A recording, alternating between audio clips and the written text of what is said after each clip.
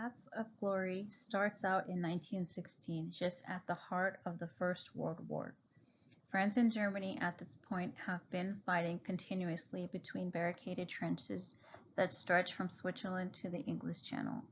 From the hundreds of thousands of soldier casualties, their achievements were defined by yards of overtaken territories that either side would call a success. French General Georges Bullard arrives at the chateau of the general in charge of the 701st French Regiment. General Bullard's plan was to discuss the mission with General Moreau to overtake and capture the Anthill. The Anthill is a well-established and defended German position within General Moreau's territory. At first, Moreau is reluctant to agree to this dangerous task, understanding that his men are in no shape to capture and hold the Anthill until reinforcements arrive. All it takes to persuade Moreau and agree to the mission was the casual interject of his upcoming promotion.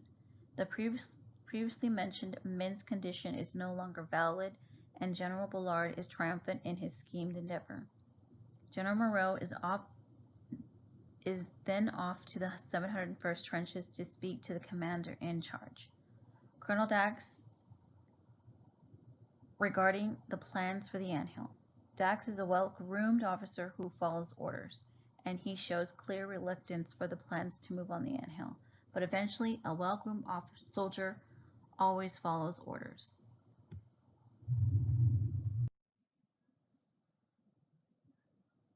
On the morning of the attack, General Moreau arrives at the observation post to observe the action. Dax moves forward with a whistle and his single pistol in hand, leading Company A out of the open area of bombs and gunfire from all directions. Company B was nowhere in sight, causing Dax to run back to Lieutenant Roget and Company B, encouraging their advance forward. An infuriated Moreau orders battery commander Captain Rousseau to fire on the trenches, forcing Company B's advance.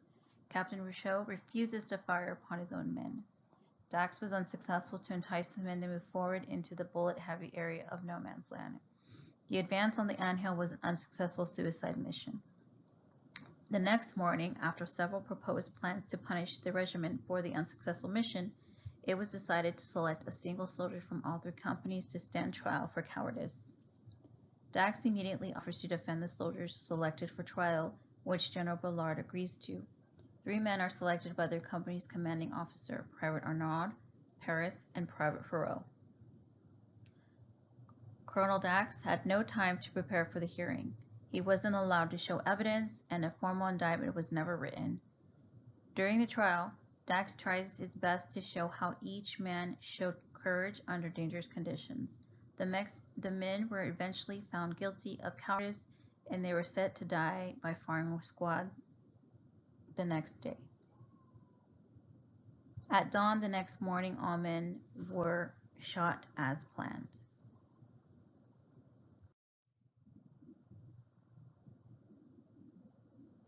The next morning, Bullard informs General Moreau that he is aware of the orders to fire upon Company B, and a formal inquiry will have to be made to investigate. Immediately, Moreau denies the allegation. Dax acknowledges he has sworn statements to back up the allegations. In a rage, Moreau leaves the table, claiming he is the scapegoat for the failed mission. An amused General Bullard starts to entice Colonel Dax to take Moreau's position in command. This quickly turns into a heated discussion as Colonel Dax finally sees the general's true motives as he starts shouting his true feelings of the entire failed mission. A shocked Bullard does not understand what he has done wrong. Dax dismisses him and vocalizes he pities him for his lack of sincerity towards the events and ignorance for his wrongdoing. Dax and Bullard each have distinct leader shadows and elements of character.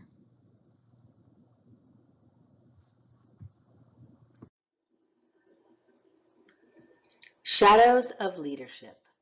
Here we will discuss the shadows of leadership present in Colonel Dax and General Georges Bullard. Shadow of power. Colonel Dax portrayed a soft power. He created an inspiring vision and led the troops from the front. He never used tactics of threats. He led the mission and tried to get his troops to follow him, which they did until they knew they were not going to conquer the anthill.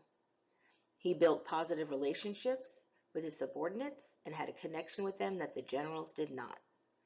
This showed when the 3 soldiers on trial trusted Colonel Dax would help them in the court-martial. Colonel Dax displayed leadership when he stood up for his soldiers and used his position as a lawyer to defend them in a court of law. Shadow of mismanaged information. Even though Colonel Dax showed exemplary leadership, he did show one area of unethical behavior by hiding the truth and failing to reveal conflicts of interest. He did this when he told his troops there would be support coming after they took the anthill. He knew they would have no help, but hid this information to get his soldiers to go along with him. At this point, he knew he had no choice but to carry out the mission. Shadow of power. General George Bullard showed a hard power. He used the incentive that General Moreau would get a promotion if he took over the anthill. Knowing that this feat was unattainable and putting soldiers' lives at risk, he was selfish, making his subordinates scapegoats to make the division look good.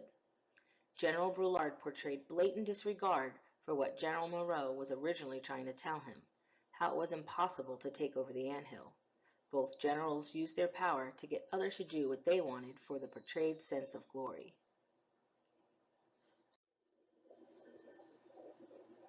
Shadow of privilege. General George Bullard enjoyed greater privileges than his followers. He made his demands and orders from the comfort of his chateau. He was able to enjoy fine foods and drinks while his men were out in the trenches and battlefields. At the beginning of the movie, when General George Bullard and General Moreau were discussing the war, they discussed the decorations and accommodations they were living in, as if it was something great while everybody else was at war. Even when Colonel Dax came to General Bullard about the order that was placed to fire on their own men, he was not interested and wanted to get back to his party guests. The general was so disconnected from the soldiers and the war that was going on that he never put their interest above his own. And lastly, the shadow of irresponsibility. General George Bullard showed irresponsibility when not taking recommendations from his subordinates that were trying to take the anthill was a death sentence. He disregarded his general and colonel when they tried to tell him they would lose a lot of men taking on this mission. His only concern was how it would look to France and all their supporters.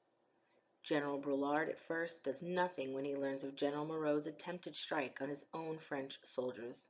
Then he condemns him.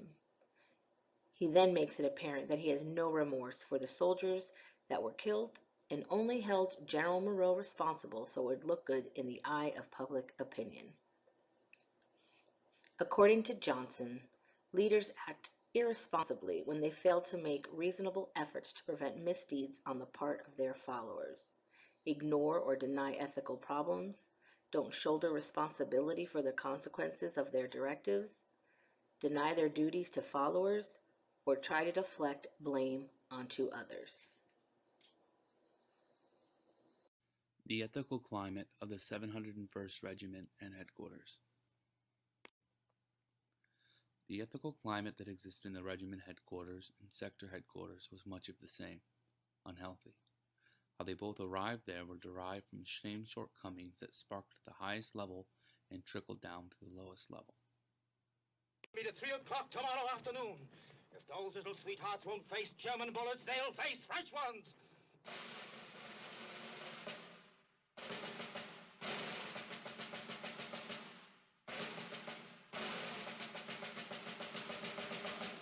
I ordered an attack. Your troops refused to attack. No matter the wholeness of the ethical commander that led them, it simply was not enough to compound the unethical actions and setting that surrounded the regiment. Colonel Dax demonstrated high qualities of an influential leader when it came to leading his troops. He trusted his soldiers, he never discounted them, he had the utmost integrity, yet his men trusted them with their lives, literally. Get this straight, sir. You're offering me General Miro's command? Come, Colonel Dax, don't overdo the surprise. You've been after the job from the start. We all know that, my boy. I may be many things, sir, but I'm not your boy. Well, I certainly didn't mean to imply any biological relationship. I'm not your boy in any sense. You're trying to provoke me, Colonel? Well, why should I want to do that? Exactly. It would be a pity to lose your promotion before you get it. A promotion you have so very carefully planned for. Sir, would you like me to suggest what you can do with that promotion? Colonel Dax! You will apologize at once, or I shall be placed under arrest. I apologize for not being entirely honest with you. I apologize for not revealing my true feelings. I apologize, sir, for not telling you sooner that you're a degenerate, sadistic old man. And you can go to hell before I apologize to you now or ever again. Colonel Dax, you're a disappointment to me. You have spoiled the keenness of your mind by wallowing in sentimentality. You really did want to save those men. And you were not angling for Miro's command. You're an idealist. And I pity you, as I would the village idiot. We're fighting a war, Dax, a war that we've got to win. Those men didn't fight, so they were shot. You bring charges against General Miro, so I insist that he answer them. Wherein have I done wrong? Because you don't know the answer to that question. I pity you.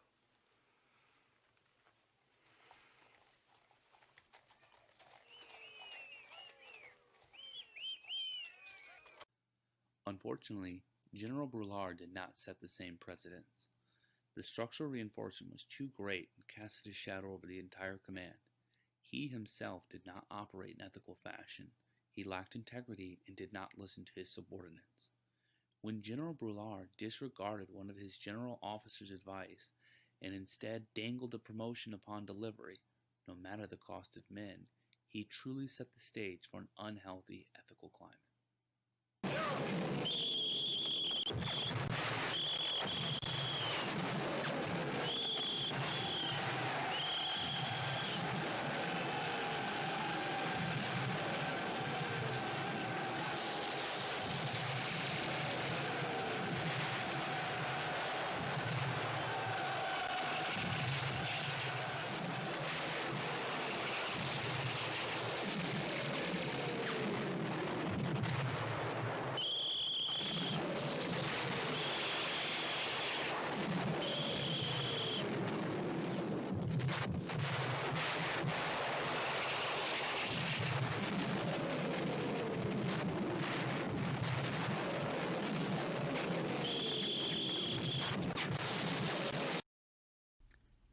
Colonel Dax. Elements of character. Courage. Colonel Dax displayed an incredible amount of courage, leading his men into a death mission to take a heavily fortified German objective, the Anthill. Colonel Dax led by example, setting aside his fears and anxieties of the mission, placing himself at the tip of the spear despite the overall risks and costs. Compassion. After the unsuccessful attempt to take the Anthill, General Moreau ordered a court-martial seeking the death penalty for not advancing to take the objective and cowardice behavior.